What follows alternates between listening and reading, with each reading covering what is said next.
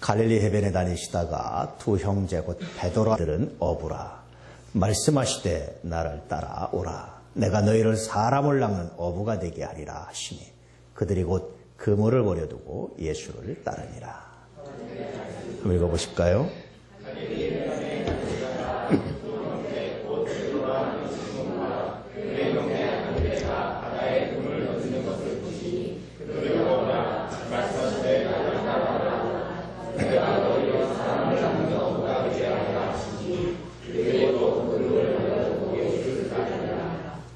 사람을 낚는 어부가 뭐죠? 왜 사람을 낚는 어부가 되게 하리라. 그러면 어부가 고기를 낚으면 어떻게 합니까? 그물을 쳐야 되잖아요. 그렇죠? 그물을 쳐서 싹 쳐가지고 모아서 그물을 걷어 올린다든지 아니면 뭐 낚시를 한다든지. 사람을 낚는 어부가 되려면 그물이 있어야 돼서 사람을 낚았는데 고기는 낚아서 의미가 있지만 사람을 낚아서 뭐 하겠다는 겁니까? 단순히 교회가 사람이 모이는 곳입니까? 단순히 사람만 모이는 곳입니까? 그렇지 않단 말이에요. 근데 예수님께서 사람을 낚는 어부가 되게 하리라 그렇게 말씀하십니다. 사실은 어부였던 베드로나 안드레에게 가장 이해하기 좋은 용어가 뭡니까? 여러분, 어부에 관계된 겁니다. 여러분, 평생 고기 잡느라고 너희 형제들 평생 고기 잡느라고 애쓰고 수고했는데 그렇게 고기 잡아서 그날 갖다 팔아서 그날 먹고 사는 것 그런 인생보다도 내가 이제 너희들에게 사람을 낚는 어부, 사람을 구원하는 어부, 사람들에게 하나님의 말씀을 전하는 어부, 이제 사람들에게 하나님 나라를 소개하고 복음을 선포하는 그런 어부가 되게 하겠다. 어부는 어부인데 다른 어부가 되게 하겠다. 그렇게 말씀하십니다. 비영어권 국가에서요. 영어 단어 중에 가장 좋은 단어, 아름다운 단어가 뭐냐라는 조사를 했습니다. 102개국에 대략 한 4만 명 정도를 대상으로 조사를 했는데 그랬더니 5위가 뭔지 아십니까? 내가 발음이 안 좋아도 이해해 주시기 바랍니다. eternity라는 영원이라는 단어랍니다. 4위가 뭔지 아십니까? 4위가요. 사랑, love입니다. 3위가 뭔지 아십니까? 3위는요. 미소, 스마일입니다. 2위는 열정, 패션입니다. 1위가 뭔지 아세요? 대망의 1위. 짐작이 안 되십니까? 혹시 아시는 분 있습니까? 알아맞히면 제가 빵을 드리겠습니다.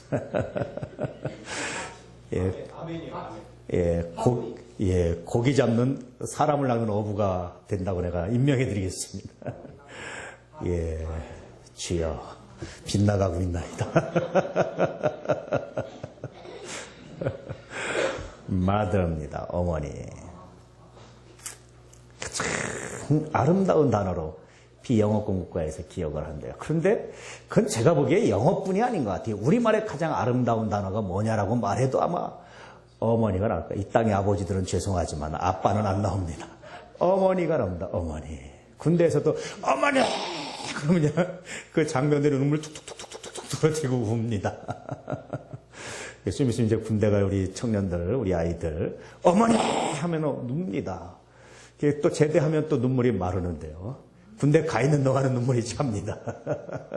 그 어머니예요. 평생 잊을 수 없는 게 뭡니까? 어머니입니다. 남자들은 평생 두 여자의 싸움 가운데 거하죠. 어머니와 마누라. 근데 결국은 남자들의 마음속의 주인은 누군지 아십니까? 어머니입니다. 아무리 부인이 잘해도 어머니입니다. 어머니를 평생 가슴에 그리고 잊을 수 없어요. 왜 그런 줄 아십니까? 그것은 어머니가 내가 나를 사랑하는 것보다 더 나를 사랑해서 그래요. 내가 아플 때 내가 아파하는 것보다 더 아파해서 내가 힘들 때 내가 힘든 것보다 더 많이 수백 배로 많이 힘들어해서 그 어머니가 나에게 베푼 사랑에 내가 공감하게 될 때 비로소 어머니. 전 세계적으로도 마찬가지입니다. 어느 민족, 어느 문화권에서나 영원히 변하지 않는 것은 어머니. 이게 얼마나 귀한지 몰라요. 오늘 사실은 예수님께서 베드로와 안드레에게 뭐라고 말씀하시는 거냐면 내가 너희들에게 사람들로 하여금 어머니처럼 되게 하겠다. 그래서 자녀들이 영원히 마음속에 어머니라는 이름을 부르듯이 내가 너희들로 하여금 그렇게 귀중한 존재가 되게 하겠다. 그래서 너희들이 복음 전하는 사람 되게 하겠다. 그런 뜻입니다. 그래서 여러분, 복음 전한다는 것은 단순히 기술, 스킬이 아닙니다. 복음 전하는 것은 단순히 교리 몇 개 외우는 게 아닙니다. 복음 전하는 것은 단순히 무슨 새신자 환영칸 1대 제자 훈련 이런 게 아닙니다, 여러분. 복음 전하는 것은요, 사람을 낚는 어부라는 것은 마치 뭐 같으냐면 어머니와 같은 거예요. 그런 공감. 그러기 위해서 더 많이 아파하고, 그래서 내가 너희에게 사람을 낚는 어부가 되게 하리라. 내가 너희로 더 많이 아파하게 하리라.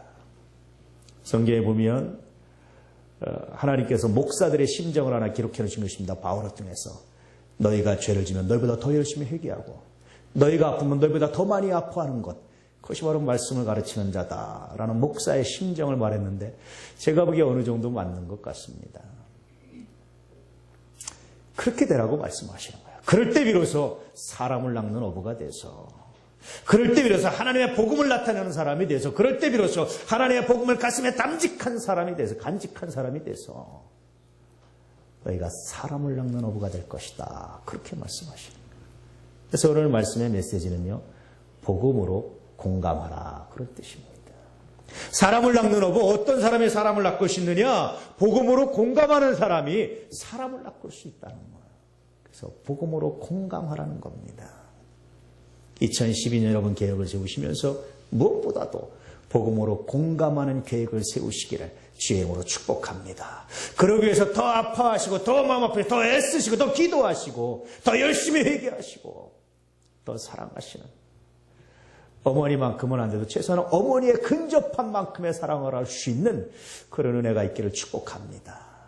제가 보니까 철들었다는 게 뭐냐면, 어머니의 그 마음을 알고 어머니의 그 마음에 반응하기 시작할 때, 감사로 표현하기 시작할 때, 은혜로 표현하기 시작하는 것이 바로 철드는 것 같아요. 여기 우리 아이들, 너희들에게 좋은 옷을 하나 사주려고, 너희들에게 좋은 학원 보내려고 어머니들은 속옷 하나 제대로 못 사입고 고생해서 아껴서 하는 거지, 돈이 남아들어 주는 게 결코 아닙니다. 우리 교인 중에 누구도 돈이 남아도는 사람 없어요. 세상에 누구도 몇몇 사람 빼곤 돈이 남아도는 사람 없습니다. 아껴서 주는 거지, 참고 주는 거지, 그냥 주는 게 아니에요. 자기 자신이 점심 하나 사 먹을 때는 몇천 원짜리 하나 사 먹고, 머리 하나 할 때는 어디가 좀 더 싼가 미장원 돌아다니면서 좀 더 싼 데 가서, 잘하는 곳이 아니라 싼 데 가서 하는 것이지, 잘하는 곳에 가는 게 가서 하지 비싼 데 가서 하지 않습니다. 그러면서 엄마가 그렇게 머리가 촌스러워하지 마시오. 왜냐하면 여러분에게 주려고 촌스러운 줄 아는데, 모르는 게 아니라 아는데 하는 거예요. 그게 어머니입니다. 그 어머니에게 공감할 때, 그 어머니의 마음을 알 때, 그 어머니의 마음을 이해할 때 비로소 철이 들었다, 철 들어간다라고 말하는 거예요. 나는 우리 아이들이 빨리 철 들어가기를 축복합니다. 그래서 이제 자신의 그 받은 사랑을 되돌려줄 줄 알고, 이제 그것을 은혜로 바꿀 줄 알고, 그걸 보답할 줄 아는 하나님의 사람들로 성장하길 주의 이름으로 축복합니다. 다른 말로 하면 어머니와 빨리 공감할 수 있기를. 그렇게 어머니와 빨리 공감하는 사람이 세상과 동감할 수 있고요, 세상과 공감하는 사람이 비로소 오늘 말씀처럼 사람을 낚는 어부가 될 수 있어요. 다른 말로 하면 돕는 사람이 많아집니다. 함께 울고 함께 웃을 사람이 많아집니다. 여러분의 성공을 기뻐해 줄 사람이 많습니다. 그게 얼마나 은혜인지 몰라요. 여러분 세상에서 제일 불행한 사람이 뭔지 아십니까? 성공했는데요, 아무도 기뻐해 줄 사람이 없어요. 그게 제일 불행입니다. 언제가 제가 얘기했나요? 어떤 장로님이 골프를 너무 좋아해서 골프 치다 보니까 주일인데도 골프를 치러 가서 자기 주일이도 잊어버리고 골프를 쳤는데 그날따라 너무 잘 돼가지고 홀인원을 한 거예요. 그러니까 천사가 하나님께 항의해서, 하나님, 주일 성수도 안 한 놈을 갖다가 홀인원을 시켜주면 어떡합니까? 그랬더니 하나님이, 그래서 내가 해줬다. 그게 뭡니까? 그랬더니 홀인은 얼마나 잘하고 싶으냐. 그런데 주일 성수 하나 홀인해서 자랑도 못하고 그러잖아요. 여러분, 내가 성공했을 때 아무도 기뻐해 줄 수 없다는 것이, 아무도 기뻐해 줄 사람이 없다는 것이 얼마나 슬픈 줄 아십니까? 사람을 낚는 어부가 되십시오. 할렐루야. 복음으로 공감하는 사람이 되십시오. 여러분의 기쁨에 함께 기뻐하고, 여러분이 슬퍼할 때 함께 슬퍼하고, 여러분과 함께하는 사람이 많아지게 하는 하나님의 복이 있게 될 줄로 믿습니다. 그래서 2012년에는 그렇게 사람을 낚는 어부, 공감지수를 높이는 사람들 되시기를 주의 이름으로 축복합니다.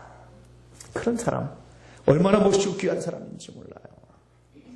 그러기 위해서 가장 중요한 게 뭔지 아십니까? 거룩한 낭비를 좀 하셔야 돼요. 시간을 그냥 낭비하는 것은 의미가 없지만 시간을 거룩하게 낭비하는 것은 얼마나 의미가 있는지 몰라요. 여러분, 공감지수를 높이려면, 사람을 낚는 어부가 되려면, 복음으로 공감하려면 시간을 거룩하게 낭비하셔야 됩니다. 이혜인 수녀의 말처럼 누군가에게 내어줄 시간을, 그 시간이 아깝고 내가 이 시간에 이 일을 좀 더 할 수 있는데, 내가 이 시간에 좀 더 공부할 수 있는데, 내가 이 시간에 좀 더 이거 할 수 있는데, 그런데 친구로 해서 그 시간을 내어주는 것, 그것이 바로 사랑이에요. 그럼 자기는 언제 하는 겁니까? 나중에 혼자 있는 시간에 잠을 좀 줄이고, 화장실 가는 시간 줄이고, 먹는 시간 줄이고, 다른 가는 시간 줄이고, 그 시간에 하는 겁니다. 그게 여러분 시간에 대한 거룩한 낭비예요. 그런 사람들 되시기를. 할렐루야. 어느 외교관의 일기가 있습니다. 너무 바쁜 하루하루를 지내다가 하루 휴가를 얻었어요. 오늘은 좀 집에서 책도 읽고 좀 잠도 자야지 하고 집에 왔는데, 이 마누라와 애 새끼들이 아빠 오늘 쉬는데, 모처럼 쉬는데, 남의 집 맨날 이렇게 어디도 가는데 오늘 우리 피크니까 이러고 막 졸라가지고 할 수 없이 또 외교관이잖아요. 좋은 남편에 대한 외교적인 또 행사를 해야 되니까. 그래서 이제 애들 데리고 하루 놀러 갔다 낚시를 갔다 왔어요. 갔다 와서 그날 밤에 외교관이 일기를 썼습니다. 오늘 나는 정말 소중한 하루를 망쳤다. 그런데 그날 밤에 딸내미 일기를 봤는데, 딸내미 일기를 보고 이 사람이 회개한 건데 뭐라고 썼는 줄 아십니까? 오늘 내 생에 가장 행복한 날이었다. 아빠와 낚시를 갔다. 자기는 인생의 시간을 낭비했다고 생각했는데, 그 딸은 평생이 뭡니까? 자기 아버지가 외교관인 것이 중요한 것이 아니라 나와 함께 해준 아버지, 함께 낚시를 해준 아버지, 가장 행복한 이 외교관이 그때부터 아는 것이 뭡니까? 거룩한 낭비입니다. 할렐루야.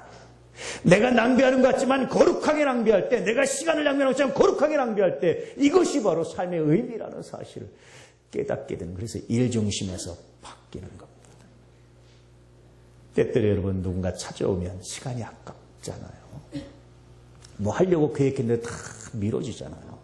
그래도요, 그 시간을 거룩하게 그를 위해서 함께 해주시고 낭비해주시고 함께 놀아주시고 함께 얘기도 하시고, 그리고 돌아와서 부지런히 또 자기 시간을 줄여서 일할 수 있는 사람들 되시기를 축복합니다. 그럴 때 공감지수가 넓어지고요. 그럴 때 복음으로 공감할 수 있고요. 그럴 때 사람을 낚는 사람이 될 수 있고요. 그럴 때 여러분과 함께 웃어주고 울어줄 사람이 많아지는 하나님의 복이 여러분에게 있습니다. 두 번째로는요, 감정을 좀 낭비하셨으면 좋겠어요. 그냥 낭비는 의미가 없지만 거룩하게 낭비하시기를 축복합니다. 함께 이야기를 들어주고 하소연을 들어준다는 것 쉬운 거 아닙니다. 그런데 그렇게 하소연을 들어주고 그렇게 마음을 나눠주고 그렇게 함께 아파하는 것이요, 얼마나 큰 은혜인지 몰라요. 어느 왕이 전쟁에 나갔다가 한쪽 눈을 잃었어요. 너무 속이 상했지만 그래도 이제 자기 모습을 좀 남기로 초상화를 화가한테 그리라고 그랬는데, 이놈의 화가가 가만히 보니까 왕인데 애꾸눈으로 그릴 수가 없어서 두 눈을 다 그려서 멋있게 그려줬습니다. 왕이 보고 마음에 안 들었어요. 이게 사실이 아니니까. 그래서 두 번째 화가를 불러서 내가 다시 그려라 그랬더니 앞에 사람의 이야기를 들었잖아요. 그래서 두 번째는 사실대로 그렸습니다. 한 눈은 애꾸로 그렸습니다. 왕이 보니까 너무 마음에 안 들어요. 전쟁의 상처가 또 막 토사하는 것 같고 이거 마음에 안 들었어요. 그래서 세 번째 걸 그리고 나를 좀 그려봐라 그랬습니다. 세 번째 화가가 한참 왕의 주변을 이렇게 몇 바퀴 빙빙 돌더니 그림을 그렸습니다. 어떻게 그랬는지 아십니까?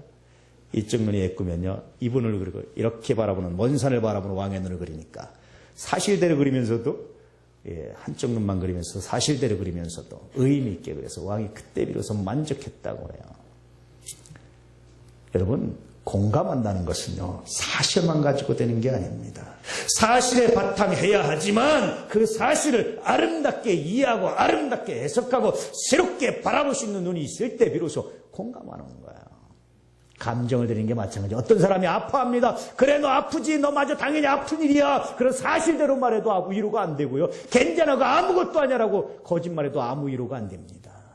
그래, 정말 이건 아픈 일이야. 그러나 이 아픈 것이 너의 삶에 어떻게 될지, 어떻게 정리할지, 네가 이것을 어떻게 활용해야 될지를 말해줄 때요, 비로소 그것이 감정이 낭비되는 것 같지만, 그 시간을 쏟아붓는 것 같지만 그것이 새로운 공감을 불러일으키고요, 사람을 낚는 어부가 됩니다. 할렐루야.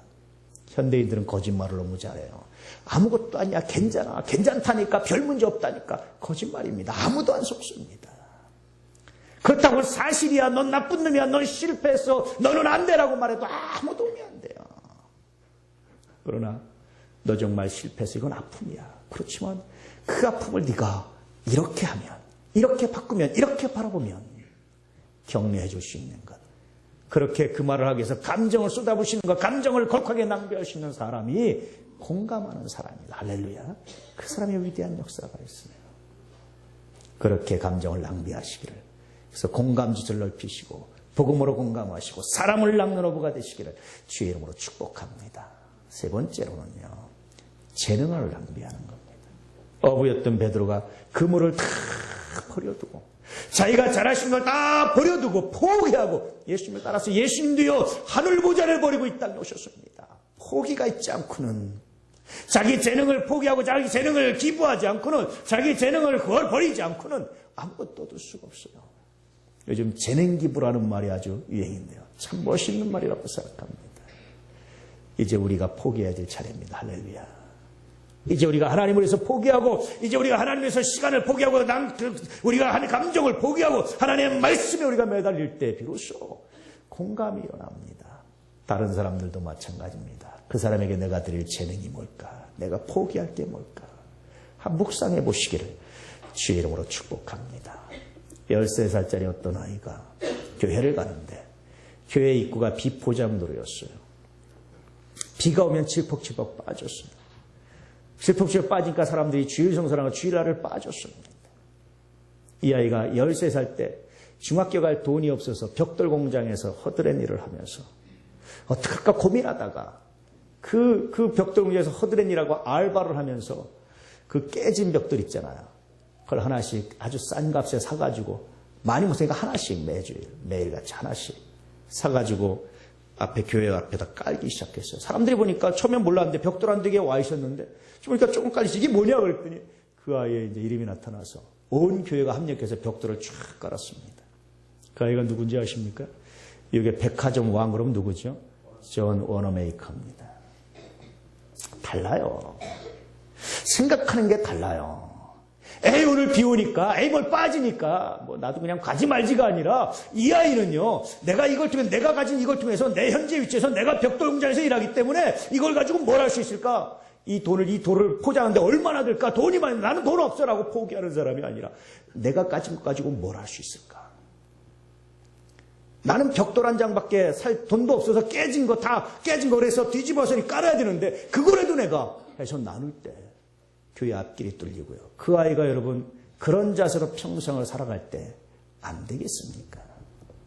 사람이 안 붙겠습니까? 하나님이 복을 주지 않겠습니까?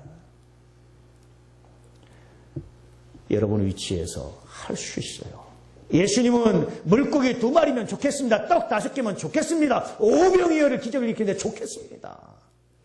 나는 할 수 없습니다. 나는 안 됩니다. 내가 무슨 힘이 있다고, 내가 뭐라고, 나는 그런 돈이 없습니다. 나는 200데나리 없습니다라고 말하지 말고요.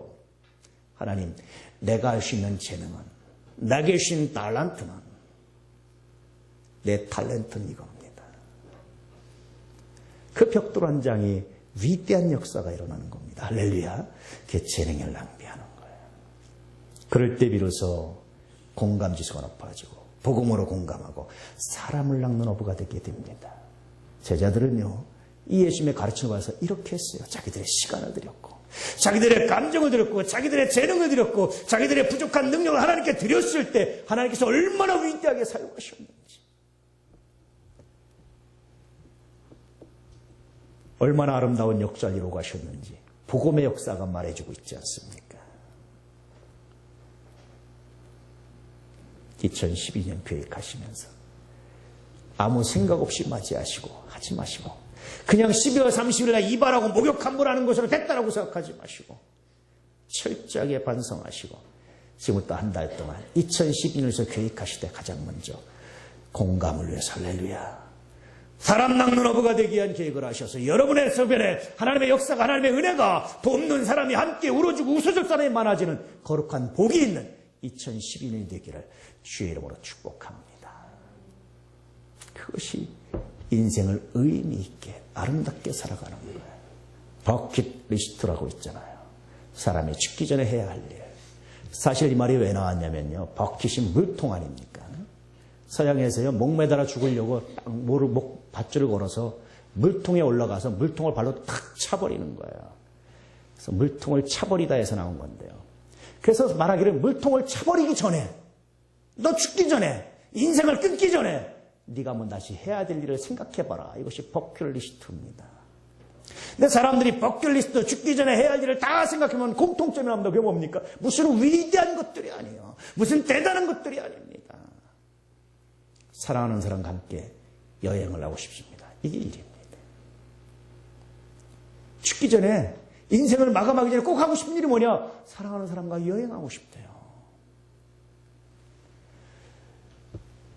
버킷리스트가 아니라 우리의 삶의 리스트가 되시길. 할렐루야. 놓치지 않기를. 그 사람이 나에게 어떤 복이 될지 아무도 몰라. 왼수도 하나님의 복되게 하십니다. 아무 의미 없는 사람 우리 주변에 아무도 없습니다. 여러분 싫어버리거나 소홀히 하지 않기를 주의 이름으로 진실로 축복합니다. 연말만 되면 제가 고민이 하나 생겨요. 아주 많이 고민하는 게 생기는데 선교지 때문에요. 또 구제해달라고 하는 데가 굉장히 많습니다. 고민이 생겨요. 하나님 어찌하오리까? 우리가 가진 재능은, 능력은 한계가 있고 우리가 가진 한계가 있는데 하나님 어찌하오리까? 어떻게 해야 됩니까? 하나도 놓고 싶은 사람인데 하나님 어떻게 하면 좋습니까? 정말 고민을 많이 합니다. 한 10월 달쯤 되면요 가슴이 답답해져요. 어떡하죠 하나님? 어떡하죠? 여러분 주변에 의미 없는 사람 없습니다. 할렐루야. 하나님은 돌들 통해서 찬양받으시지 그 의미 없는 사람이 여러분에게 굉장히 의미가 되는 거룩한 역사를 하나님 바꿔주십니다. 그렇기 때문에 그도 낚으셔야 됩니다. 버리지 않기를 주의 이름으로 축복합니다. 특별히 복음을 전해서 영생의 소망을 함께 걸어가는 사람으로 만드시기를 주의 이름으로 축복합니다. 할렐루야. 2012년 그렇게 복음으로 공감하시고 사람을 낚으시고 공감지수를 높이시는 위대한 역사가 있기를 주의 이름으로 축복합니다.